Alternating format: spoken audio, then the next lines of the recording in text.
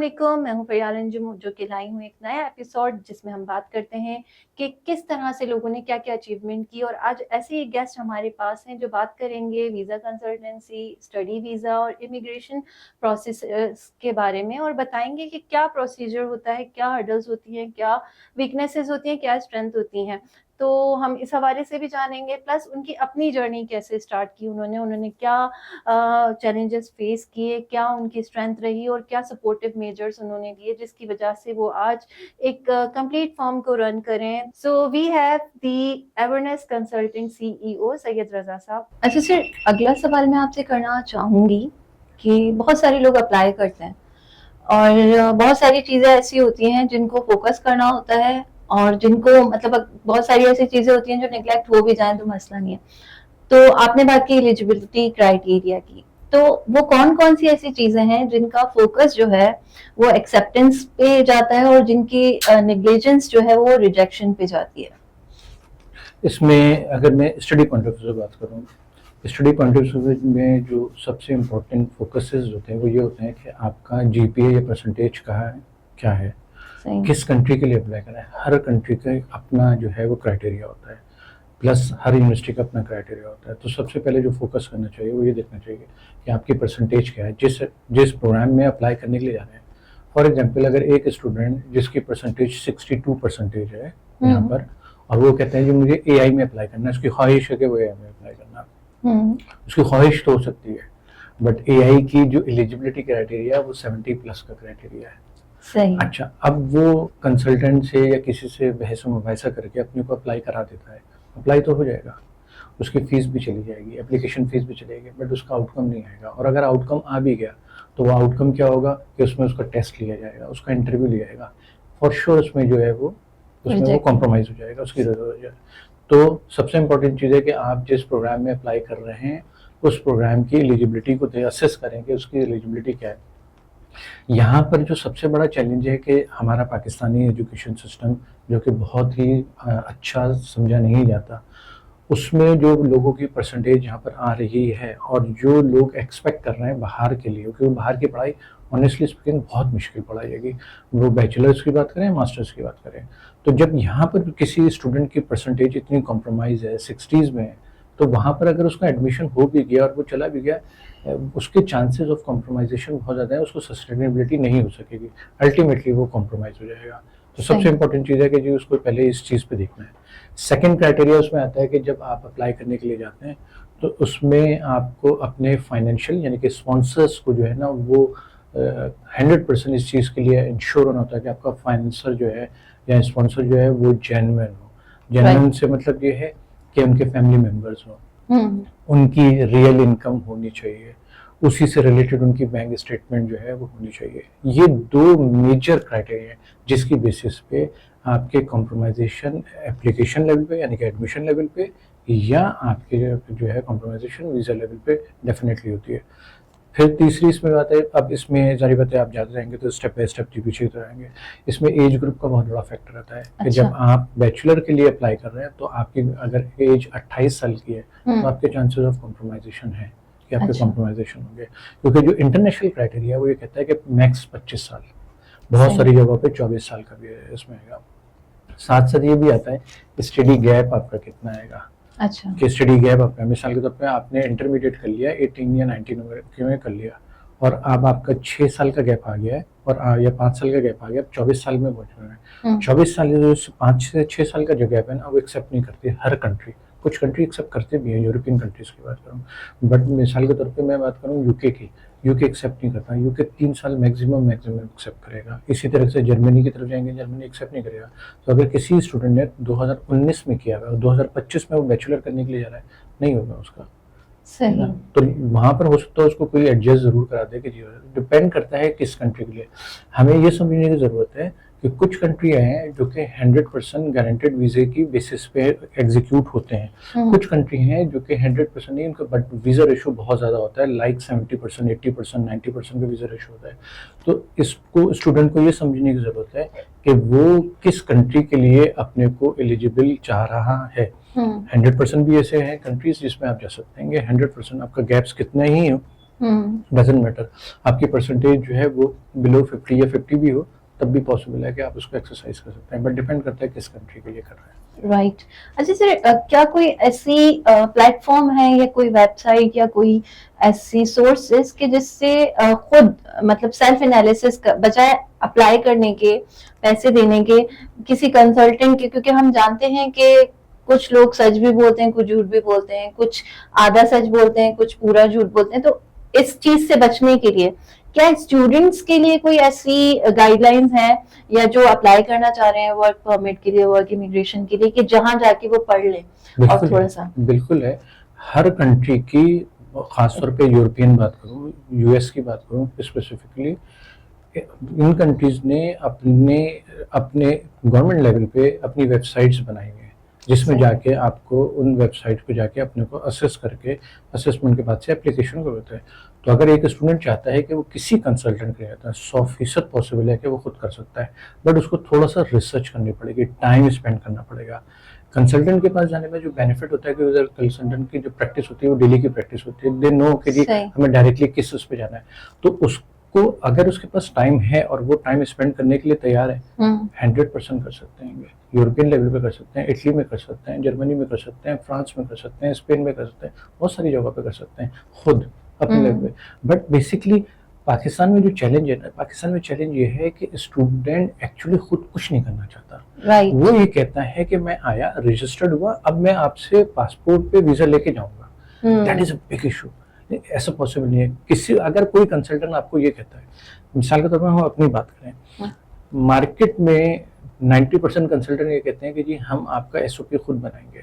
सही, ठीक है। एसओपी वो डॉक्यूमेंट है, जो मोटिवेशन लेटर, वो डॉक्यूमेंट है जो आपको ये बताता है कि आप क्यों करने के लिए जा रहे हैं यूनिवर्सिटी को या यूनिवर्सिटी के एप्लीकेशन को। अगर एक स्टूडेंट अपना एसओपी नहीं लिख रहा, ठीक ना, एटलीस्ट इतना तो लिखे ना कि जी उसको कस्टमाइज कर ले कोई भी कंसल्टेंट। सही। हमारे पास बहुत सारे केसेस ऐसे आते हैं जो ये कहते हैं कि सर एसओपी तो आप लिखेंगे, आपका काम है। It is not our job, it is your job. हम उसको कस्टमाइज जरूर कर देंगे, ठीक है ना, कि जिन जिन जगहों पे अप्लाई कर रहे होंगे, बट एट इनिशियल स्टेज आपको लिखना होगा, क्योंकि अगर आप ये समझते हैं कि हम आपको स्पून फीडिंग करेंगे, will not do that, absolutely not. तो जो जेन्युइन स्टूडेंट है ना, वो 100% जा भी सकता है इंडिविजुअल लेवल पे और कंसल्टेंट के पास भी आ सकता है, बट उसको इस चीज़ को इंश्योर करना पड़ेगा, टाइम लगाना पड़ेगा कि जी उन वेबसाइट पे जाके कि उन वेबसाइट को वो कैसे रेगुलेट कैसे हो रही है, उसको बिल्कुल कर सकते हैं। राइट। अच्छा सर, आजकल बड़ा सुनने में आ रहा है EB3, तो इस हवाले से थोड़ी रोशनी डालें कि व्हाट इज इट, क्या टर्म्स हैं, क्या प्रोसीजर है, क्या एडवांटेजेस हैं और क्या इसकी स्ट्रेंथ है? EB3 जो है वो यूएस का इमिग्रेशन प्रोग्राम है, एम्प्लॉयमेंट बेस्ड इमिग्रेशन प्रोग्राम है।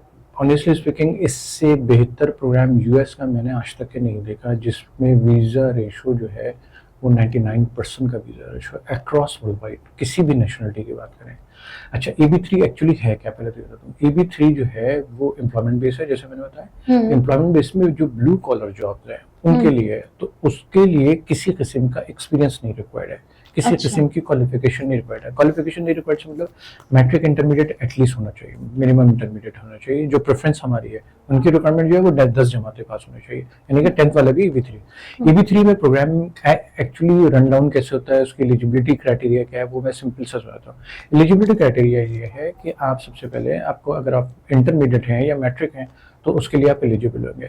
उसमें आपकी तालीम के साथ एक्सपीरियंस आपके पास है नहीं है, उससे कोई ताल्लुक नहीं आएगा। सेकेंड थिंग है, इसका जो प्रोसेसिंग टाइम है वो तकरीबन 3 से 4 स्टेजेस पे डिपेंड करता है। सबसे पहला स्टेज होता है इसका PWD होता है, फिर सेकंड इसका पर्म का होता है, थर्ड उसका I-140 का होता है, और फोर्थ उसका जो होता है वो उसका इंटरव्यू का होता है। ये 4 स्टेजेस हैं जिनकी बेसिस पे जो है वो आपके बताएंगे। इसमें किसी किस्म का कोई इंटरव्यू नहीं होता एम्प्लॉयर के जरिए से, क्योंकि ये E3 लेवल की जॉब है। थर्ड लेवल कैटेगरी की जॉब का मतलब ये होता है कि ब्लू कॉलर की जॉब है। अब ब्लू कॉलर में बहुत ज़्यादा कैटेगरीज आती हैं, वो उसमें वेटर्स भी आ जाता है, उसमें डेंटर भी आ जाता है, उसमें पेंटर भी आ जाता है, बहुत सारी कैटेगरीज आती हैं। इसमें ऑफिस बॉय भी आ जाता है, क्लीनर भी आ जाता है, जेनिटोरियल स्टाफ का भी बहुत बड़ा इसमें है। तो इसमें इंटरव्यू नहीं होता है, क्योंकि ज़ाहिर बात है इसमें किसी किस्म की आपको कोई एक्सपर्टीज रिक्वायर्ड नहीं है, तो इसमें इंटरव्यू नहीं होता। इसमें सिर्फ एक इंटरव्यू, अब वो इंटरव्यू है आखिरी इंटरव्यू जो कि वीजा ऑफिसर आपका लेता है, वो लेता है आपका ग्रीन कार्ड की पिटिशन अप्रूव होने पर। अच्छा।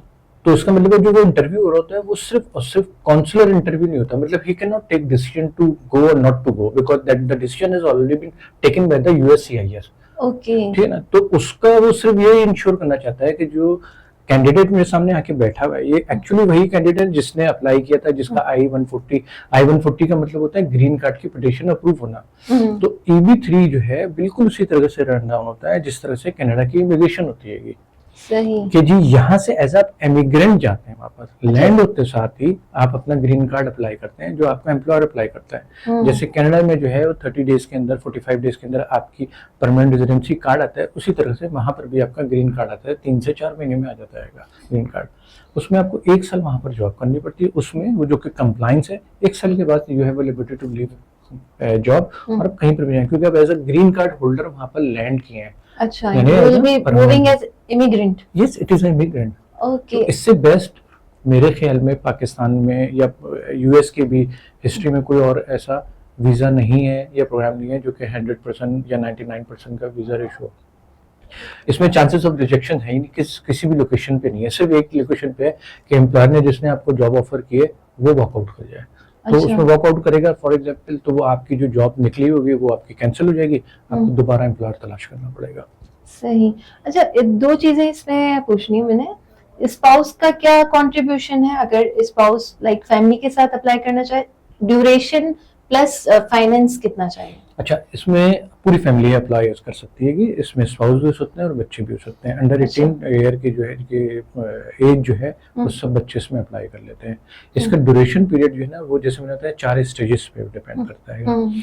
तो पहला स्टेज तो यूजुअली लोग अप्रूव करके रखे हुआ होता है, तो इसलिए उनके पास उसमें टाइम नहीं लगता। सेकंड स्टेज जो जिसमें आप यानी कि वर्क परमिट जिसे कहते हैं वो अप्लाई करते हैं, उसका अप्रूवल टाइम पीरियड जो आज की तारीख में चल रहा है तकरीबन 12 महीने का चल रहा है। 12 महीने के अंदर वो आपके पास आ जाता है, 10 से 12 महीने में। फिर उसके बाद आप I-140 यानी ग्रीन कार्ड की पिटिशन अप्लाई करते हैं।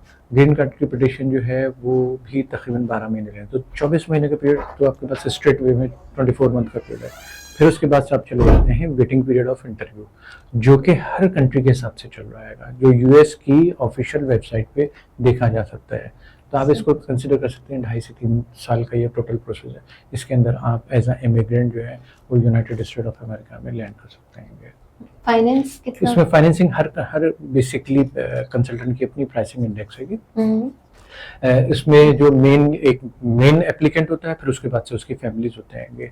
क्योंकि यूएस EB-3 या यूएस में जितने भी इमिग्रेशन प्रोग्राम है वो सिर्फ और सिर्फ यूएस अटॉर्नी इसको जो है परफॉर्म कर सकता है, नॉन यूएस अटॉर्नी परफॉर्म नहीं कर सकता। मतलब इंडिविजुअल भी चाहे तो इंडिविजुअल उसको नहीं एग्जीक्यूट कर सकता। तो हमारे जिन अटॉर्नीज के साथ कॉन्ट्रैक्ट साइन है वो यूएस की जो है वो top category, top under 5 level की कैटेगरीज में, 1 और 2 कैटेगरी में, इसलिए हमारी प्राइसिंग थोड़ी सी स्लाइटली हाई है। कुछ ऐसे भी आपको मार्केट में लोग मिलेंगे, मैं कराची की स्पेसिफिकली बात करूँ, कराची में तो हमारी प्राइसिंग बिल्कुल सही है, बट अगर हम बाहर की बात करें, पंजाब में बात करें, तो पंजाब में प्राइसिंग उसकी हाई है। हम जो भी चार्ज कर रहे हैं वो 22,000 USD चार्ज कर रहे हैं मेन एप्लीकेंट का, राइट। और हमारे जो इंडिविजुअल हैं उसको हम चार्ज कर रहे हैं 2500 USD। सही, दैट्स वेरी नाइस। और जिस तरह से आपने एक्सप्लेन किया तो एक अच्छी अपॉर्चुनिटी है, जिसके पास इस्तात है वो जरूर इसके लिए अप्लाई करे, क्योंकि किसी भी जेन्युइन एप्लीकेशन में तकरीबन 1 साल से 1.5 साल का टाइम लग जाता है, और लेकिन अगर आपको 2.5 साल में विद ग्रीन कार्ड इमिग्रेशन मिल रही है तो that's very nice, plus job भी with family. So I would say कि बाकी ये बहुत अच्छी अपॉर्चुनिटी है।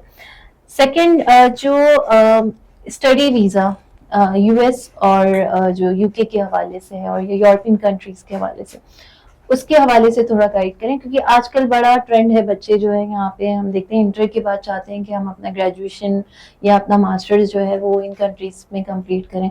तो उसमें कौन सी ऐसी कंट्रीज हैं जो समझें कि मैक्सिमम अपॉर्चुनिटीज दे रही हैं, जहाँ पे लेस रिजेक्शन चांसेस हैं, प्लस उनकी स्टडी जो है वो रिनाउंड भी है और वो प्रोफेशनली भी बड़ा सपोर्टिव है, उस हवाले से थोड़ा गाइड करें। अच्छा, हमने अपने को स्टडी में 3 लेवल पे जो है वो बाइफरकेट किया हुआ है। हम्म, एक किया हुआ है इंग्लिश कंट्रीज में, जिसमें हम्म, सारे के सारे इंग्लिश कंट्री आते हैं, US, UK, Canada, Australia, New Zealand, ये सब आपके पास आते हैं। सेकंड कैटेगरी है यूरोपियन स्टडी, हम यूरोप में पूरे उसको जा रहे होते हैं। थर्ड कैटेगरी जो हमने अपने को डिसाइड किया हुआ है वो किया हुआ है यूरोपियन प्लस गारंटेड वीज़ा। तो अच्छा, इसमें कुछ ऐसे कंट्रीज हैं, जैसे मैंने इससे पहले भी बताया था आपको, कि भी कुछ ऐसे कंट्रीज हैं जो कि गारंटेड वीज़े को डिफाइन कर रहे होते हैं। अब यूएस की हम बात करें, यूके की बात करें, कनाडा की बात करें, ऑस्ट्रेलिया की बात करें, ये सारे कंट्रीज वो हैं जो अच्छी प्रोफाइल लेते हैं, बहुत बड़ा गैप नहीं एक्सेप्ट करते, फाइनेंशियल्स अच्छे होने चाहिए, स्पॉन्सर सही होना चाहिए। तो एक ये सबसे बड़ा चैलेंज आता है पाकिस्तान में कि आपके पास इस तरह की प्रोफाइल के लोग कंपैरेटिवली कम होंगे मार्केट में ना, जो हमारी यूथ है या हमारे पास जो पॉपुलेशन है उसके हिसाब से बात करूँ, तो यहाँ पर काफ़ी हद तक के कम लोग जो है जा रहे होते हैं। इसका मतलब दूसरे जेन्युइन कस्टमर जो है ना वो एक्चुअली जा रहा होता है। पाकिस्तान में जो यूरोप की तरफ जा रहे थे, हमारा वीज़ा कॉम्प्रोमाइज़ होने की एक सबसे बड़ी रीज़न ये भी है कि हमारा स्टूडेंट यूएस में जाके या यूके में या यूरोप में जाके वो अपने को वहाँ पर इलीगल कर देता है। 1 साल भी वो तमीज़ से नहीं पढ़ता, इलीगल हो जाता है। अल्टीमेटली उसकी रिपोर्टिंग सब्सिक्वेंटली होती है। सब्सिक्वेंटली जब वो रिपोर्टिंग होती है तो उसका आने वाले लोगों के लिए वीज़े के लिए कॉम्प्रोमाइज़ होता है। एक सबसे बड़ा ये रीज़न है कि जी हमारे जो लोग जा रहे हैं वो जाके वहाँ पर जाके अपने को इलीगल करते रहेंगे। तो जैसे मैंने डिफाइन करता है, एक तो हमने यूएस इसमें आपको जो कम से कम भी जो बजट चाहिए होता है, कम से कम भी बजट चाहिए, वो 70-80 लाख रुपए का जो है बैंक स्टेटमेंट का बजट चाहिए। यहाँ से जाने के लिए आपको कम से कम 15 से 20 हज़ार डॉलर का बजट होना चाहिए मिनिमम। हम बात करें यूरोपियन साइड बात करें जो कि गारंटेड है, उसमें तकरीबन 3 से 4 कंट्रीज़ आ जाते हैं जो कि गारंटेड वीज़ा है, और यूरोपीय यूनियन के वो कंट्रीज़ हैं। उसमें जॉर्जिया आ जाता है, साइप्रस आ जाता है। साइप्रस का एक्सपेक्टेड है कि नेक्स्ट ईयर में वो शेंगेन कंट्री में बन जाएगा। तो ये 2 कंट्रीज तो स्ट्रेट हो गया, फिर अल्बानिया भी है, और भी इसमें कंट्रीज़ हैं जो कि इनके गारंटेड वीज़े हैं, इनके मल्टीपल इनटेक्स मौजूद हैं। तो रोलिंग इनटेक्स को आप कर सकते हैं। अगर आपका किसी भी वजह से सितंबर इनटेक मिस हो रहा है तो आप जनवरी में इसको ज्वाइन कर सकते हैं, तो उसमें टाइम पीरियड रहेगा। प्राइसिंग इंडेक्स भी बहुत ही रीजनेबल रहेगा, गैप्स भी एक्सेप्टेबल हैं। अच्छा, जी, गैप्स प्लस जो परसेंटेज है वो परसेंटेज भी आपकी 50% की एलिजिबिलिटी पे वो एग्जीक्यूट हो जाता है। रियली, सबसे इंपॉर्टेंट चीज़ है कि आपका वीज़ा 100% गारंटेड है। तो अच्छा, अगर आप ये एक्सपेक्ट करते हैं कि जी मुझे और आपकी एलिजिबिलिटी जो है वो जर्मनी की नहीं बन रही, तो आप अपना वाया रूट बना के जर्मनी जा सकते हैं या अच्छा, फ्रांस जा सकते हैं। तो आप जो है मिसाल के तौर पे जॉर्जिया चले गए या आप जो है साइप्रस चले गए, 1-2 साल आपने वहाँ पढ़ा और वहाँ से आपने अपना ट्रांसफर कोर्स लेके शेंगेन के किसी भी कंट्री में जाके आप अपने को जो है वो रिजाइड करा सकते हैं। तो एक अच्छी डायनेमिक मूव जो है, जिन लोगों के पास बहुत ज़्यादा पैसा नहीं है, क्योंकि जर्मनी में हम जाते हैं तो जर्मनी में ब्लॉक अकाउंट का आता है, लोगों के पास 35-40 लाख रुपए नहीं है ब्लॉक अकाउंट करने के लिए, तो वो अल्टीमेटली वो एग्जिट कर जाते हैं उस प्रोसेस से। उससे बेहतर है कि जी आप इसमें चले जाएं, सीधे सीधे आप जॉर्जिया की तरफ चले जाएं, साइप्रस के चले जाएं, उसमें आपको इकोनॉमिकल बजट मिलता है। अंडर 20 लाख या 20 लाख के दरमियान में आपको जो है ना आपका जो है प्रोसेस 1 साल की फीस जो है वो पूरी की पूरी एग्जीक्यूट हो जाती है। अच्छा, तो बहुत बहुत ज़्यादा बेनिफिट्स हैं कुछ कंट्रीज़ के, और काफ़ी हद तक के जो है इसमें चीज़ों को मैनेज किया जाता है अगर आप राइटली मूव बना रहे हो। बेसिकली होता ये कि जो कुछ लोग जो होते हैं वो डायरेक्टली लैंड करना चाहते हैं शेंगेन कंट्री में। शेंगेन कंट्री की जो एलिजिबिलिटी क्राइटेरिया है, एक तो एप्लीकेशन का एडमिशन का एलिजिबिलिटी क्राइटेरिया, फिर वीज़े का एप्लीकेशन का क्राइटेरिया बहुत ज़्यादा सख्त दिन ब दिन होता चला जा रहेगा। अच्छा, तो ये सबसे ज़्यादा जो है चैलेंजेस आते हैं। अच्छा सर, माय लास्ट क्वेश्चन कि हमारे जो स्टूडेंट्स पढ़ने जा रहे होते हैं, वो पढ़ाई तो एक तरफ होती है, उनका माइंड ये होता है कि हम पार्ट टाइम कोई जॉब कर लें, वहां जाके कुछ साल चले गिरते पड़ते डिग्री कंप्लीट भी कर ली, फिर वो क्या करते हैं, वो स्लिप हो जाते हैं वहाँ पे, और फिर उसके बाद वो कहते हैं कि जो है हम जॉब कर लिए कुछ, तो इसका क्या इम्पैक्ट आता है। दूसरी बात ये कि आपकी अगर हम कंसल्टेंसी की बात करें तो से फॉर एग्जांपल आपने किसी स्टूडेंट को भेजा, और सिर्फ एडमिशन तो सब कुछ नहीं होता, वहाँ अकोमोडेशन है, दूसरी जो लिविंग कॉस्ट है, काफी सारी चीजें हैं जो मेजर उनका कंसर्न होती है। तो इस हवाले से, इन दोनों पॉइंट ऑफ व्यू के हवाले से आपकी क्या फैसिलिटेशंस है। पहला वाला जो पॉइंट है आपका कि जी वहाँ पर स्टूडेंट जाके जो है अपने को इलीगल करता है, इसका बहुत बड़ा इम्पैक्ट है, बहुत ज़्यादा इम्पैक्ट है। मैं आपको अगर आपको स्टैटिस्टिक डिफाइन करूँ यूके की लास्ट ईयर की, टोटल तकरीबन 1.25 लाख लोगों ने जो है वो असाइलम क्लेम किया। अच्छा। उसमें से 18% जो है वो पाकिस्तानी हैं, which is a highest big number ना। उसकी बेसिस पे हुआ क्या है कि यूके ने इस दफ़ा अपनी तमाम की तमाम पॉलिसी अगेंस्ट पाकिस्तान में एक्सट्रीमली एक्सट्रिक्ट कर देंगे। अब हुआ ये कि जिन लोगों ने असाइलम क्लेम कर लिया, वो असाइलम तो उन्होंने क्लेम कर लिया, अब उनका रिजल्ट आउटकम क्या आना है खुदा बेहतर जानता है। आने वाले लोगों के लिए उन्होंने सब लोगों ने प्रॉब्लम क्रिएट कर दी, रास्ते रोक दिए। बिल्कुल। तो इसमें सबसे बड़ा मसला जो हमारे साथ हो रहा है वो ये है कि मतलब पंजाब में जो है खासतौर पे ये स्कैम बहुत बड़ा है कि जो बंदा एलिजिबल ही नहीं है उसको किसी ना किसी धक्का पेल करके जो है निकाल दिया, वो वहाँ पहुंच गया और अल्टीमेटली वो उसका आउटकम आ रहा है। ये एक बहुत बड़ा इशू है। इसको आप जब तक अपने लेवल पे नहीं करेंगे, अभी एफआईए ने एक पॉलिसी लॉन्च की है कि जो डिपोर्ट किए जा रहे हैं उनका जो है वो पासपोर्ट कैंसिल कर दिया जाएगा 5-10 साल के लिए, 15 साल के लिए। जो तो इस तरह की जब तक ये पॉलिसीज जो है ना गवर्नमेंट लेवल पे नहीं एग्जीक्यूट होंगी, कोई आदमी इसको कंट्रोल नहीं कर सकेगा। मैं आपको एक रिसेंटली क्विक सा एक केस बता दूं। मेरे पास एक केस आया अभी रिसेंटली, मैंने वो केस जो है मास्टर्स प्रोग्राम के लिए जा रहा था, हमने उस स्टूडेंट को अपने पास ऑनबोर्ड किया, ऑनबोर्ड करके हमने उसकी प्रिपरेशन करानी शुरू की। जब प्रिपरेशन करे और उसका एडमिशन आ गया था, जब हमने उसकी प्रिपरेशन करानी शुरू की तो प्रिपरेशन में बहुत कॉम्प्रोमाइज़ हो रहा था, बहुत ज़्यादा कॉम्प्रोमाइज़ हो रहा था। फाइनली जब मैंने जो केस मेरे पास हुआ था तो वो मेरे पास B2B के जरिए से मेरे पास केस आया था। अच्छा। तो जब मैंने वो केस की जो है वो जांच पड़ताल की तो पता ये चला कि वो स्टूडेंट जिसको हम मास्टर्स प्रोग्राम के लिए भेजे थे एक्चुअली वो मैट्रिक था। Oh my god. And honestly speaking we did not know it कि जी हमने उसका एडमिशन निकाल दिया। तो फिर मैंने वो केस को स्टॉप किया और वो केस को स्टॉप करके जो है ना हमने कहा नहीं विल नॉट डू दैट ना, इस तरह से। क्योंकि इनिशियली जब हमने केस लिया था हमारे पास डॉक्यूमेंट आ गए थे, हम हर डॉक्यूमेंट को जाके ये थोड़ी देख सकते हैं हम HSC से जाके उसको वेरीफाई करें, बट हमने उसमें क्योंकि उसमें कॉम्प्रोमाइजेशन इतना ज्यादा रहता है स्टूडेंट का, हम ये नहीं एक्सपेक्ट कर रहे थे कि जिसने बैचलर किया है वो इतनी सिंपल अंग्रेजी भी ना बोल सके और यूके जाने के लिए वो एक्सपेक्ट कर रहा हो अपने को। तो ये एक बहुत बड़ा सवालिया निशान बन रहा था। तो जब मैंने उसको ड्रिल डाउन करके ये पता चला कि जी उस स्टूडेंट ने अपने इंटरमीडिएट की जो है वो जाली डॉक्यूमेंट बनवाए, अपना ग्रेजुएशन का डॉक्यूमेंट जाली बनवाए, तो then we stop the case. हमने उसको जो है ना वो फिर हमने एग्जीक्यूट नहीं किया। ये बड़े चैलेंजेस हैं, बहुत चैलेंजिंग है। तो एक तो ये सबसे बड़ा मसला है जो हमारे आने वाले लोगों के लिए। मैं ये एक्सपेक्ट करता हूँ कि जी ये इसमें कोई दो राय नहीं है कि सारी पता है यहाँ पर जो फैमिलीज हम लोग रहते हैं, जो सेकंड पॉइंट है आपका, उसमें सबका जो है एक लिमिटेड बजट होता है। बच्चा जाके अल्टीमेटली चाहता है कि जो उसके लिए जो मैं सलाह देता हूँ, मैं कोई भी स्टूडेंट मेरे पास आता है मैं उससे कहता हूँ 6-8 महीने का प्रोसेस है, 4 महीने का प्रोसेस है, उस दौरान आपको अपने को डिजिटली जो है ना ऑनलाइन करें, आप कोई से भी काम करें, आप वो रिमोट काम करना शुरू करें। 6 महीने के पीरियड में या साल भर के पीरियड में आपकी इतनी पोजीशन हो जाती है कि आप $200-300 जो है या €200-300 जो है वो बनाना शुरू हो जाते हैं। तो अगर आपको बाहर जाना है तो रादर देन कि आप बाहर खड़े होकर काम करें 20 घंटे की लिमिटेड, उसमें जो है वो आपको वेदर भी कॉम्प्रोमाइज कर रहे होते हैं, बहुत सारी चीजें कॉम्प्रोमाइज करते हैं, लैंग्वेज का एक बहुत बड़ा बैरियर आता है। तो मैं तो सजेस्ट ये करता हूँ अपने किसी भी स्टूडेंट को कि जी वो सबसे पहले जो है ना वो अपना काम जो करे वो ऑनलाइन काम करना शुरू करें। आपका जो थर्ड क्वेश्चन था वो ये था कि जी हम स्टडी के बाद से क्या कर सकते हैं। हमारे जो बहुत सारे ऐसे कंट्रीज हैं जिसमें हम पोस्ट डिपार्चर फैसिलिटी भी देते हैं और उधर सेटलमेंट फैसिलिटी भी देते हैं। मिसाल के तौर पे इटली में हमने हमारा कोलीग है जो वहाँ पर डिप्लॉय है, जो हम यूरोपीय यूनियन में जितनी भी चीज़ें हैं उनमें हम लोगों को ये सेटलमेंट फैसिलिटी देते हैं कि वो वहाँ पहुँचें, उनके लिए हम घर का बाहर का बंदोबस्त करके रखें। जॉब के लिए भी थोड़ी बहुत हम हाथ पाँव मार सकते हैं। साइप्रस में मैं कहूँगा, साइप्रस में हमारे पास बहुत ही स्ट्रॉन्ग पोजीशन मौजूद है, जॉर्जिया में बहुत स्ट्रॉन्ग पोजीशन मौजूद है, इटली में काफ़ी स्ट्रॉन्ग पोजीशन मौजूद है कि हम ये तमाम चीज़ों पे जो है वो वर्कआउट कर सकते हैं। बट ये win win situation both side होगी, सिंगल हैंडली नहीं होगी। हम 100% सब कुछ हम ही करके देंगे। राइट, सही। This was a very nice conversation with you और बहुत सारी चीज़ें, बहुत सारे पॉइंट्स आपने क्लियर किए और बहुत सारी जो मिसअंडरस्टैंडिंग्स थी होपफुली हमारे जो ऑडियंस हैं उनको भी क्लियर हुई होंगी।